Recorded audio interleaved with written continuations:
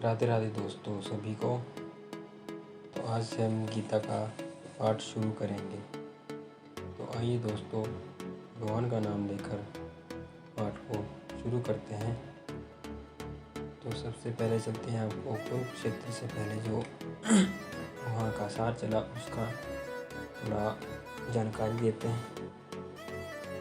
तो धृतराष्ट्र तथा पांडु भाई थे जिनका जन्म कुरुवंश में हुआ था और वे राजा भरत के वंशज थे।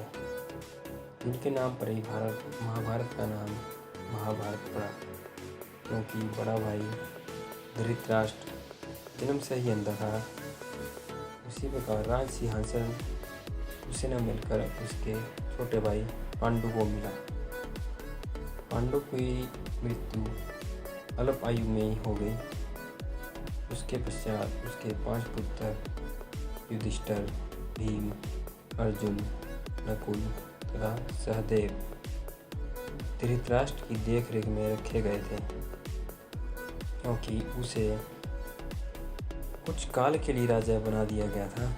इसी तरह धृतराष्ट्र तथा पांडु एक ही महल में रहा करते थे। दोनों को ही गुरुओं द्वारा सैन्य कला का प्रशिक्षण प्राप्त हुआ था। धृतराष्ट्र के पुत्र, विशेषतः सबसे बड़ा पुत्र दुर्योधन, पांडु से घृणा किया करता था। अंधा तथा दुर्बल हृदय थे। धृतराष्ट्र पांडु पुत्रों के स्थान पर अपने पुत्र को राज्य उत्तराधिकारी बनाना चाहता था।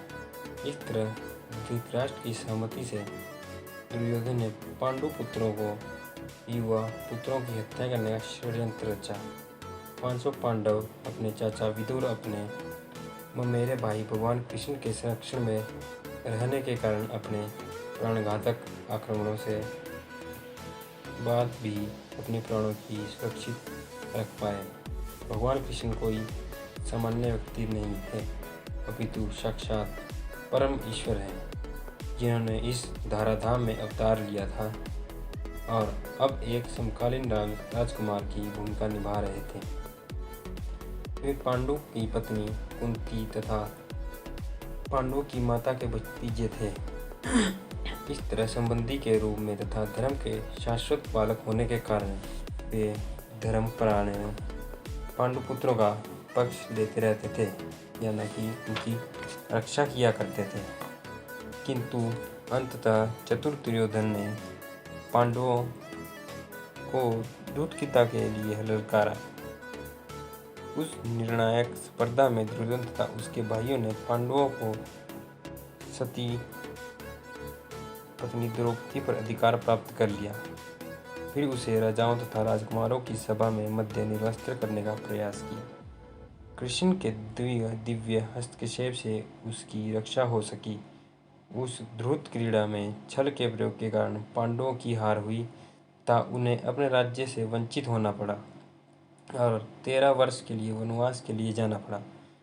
वनवास से लौटकर पांडवों ने धर्मतः विधि से दुर्योधन से अपना राज्य मांगा, किंतु उसने देने से इनकार कर दिया। क्षत्रियों के शास्त्रों मोदित कर्तव्य को पूर्ण करने के लिए 500 पांडव ने अपने पूरा राज्य न मांगकर केवल 5 गांव की मांग की, किंतु दुर्योधन उन्हें सुई भर भी नहीं देना चाहता था। अभी तक तो पांडव सहनशील बने रहे, लेकिन अब उनके लिए युद्ध करना अवश्य संभावी हो गया था। विश्व भर के राजकुमारों में से कुछ धृतराष्ट्र के पुत्रों के पक्ष में थे, कुछ पांडवों के पक्ष में थे।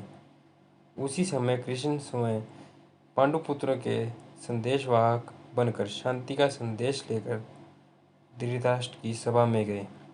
जब उनकी याचना अविस्वार हो गई तो युद्ध निश्चित था। आखिर वो भगवान थे।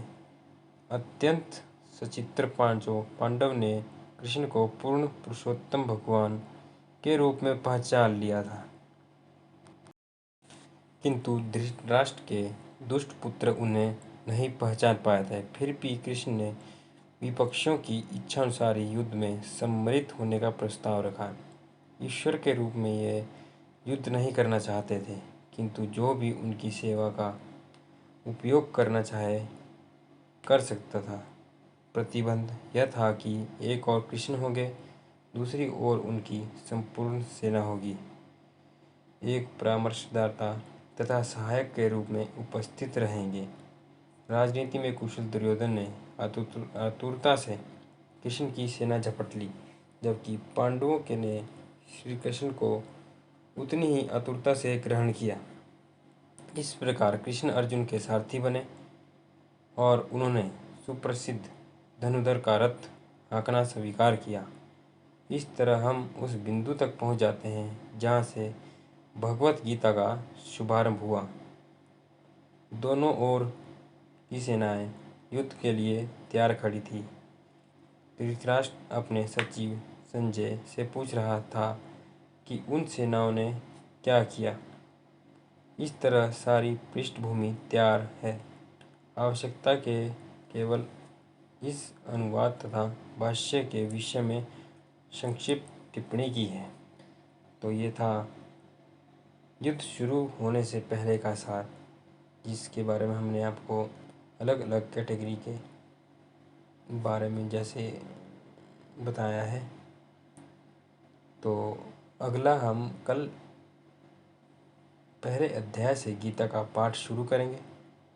तो ऐसे ही वीडियो के लिए हमारे चैनल को सब्सक्राइब कर लें। अब तो रोज़ वीडियो आपको मिलती ही रहेगी। जय श्री राधे।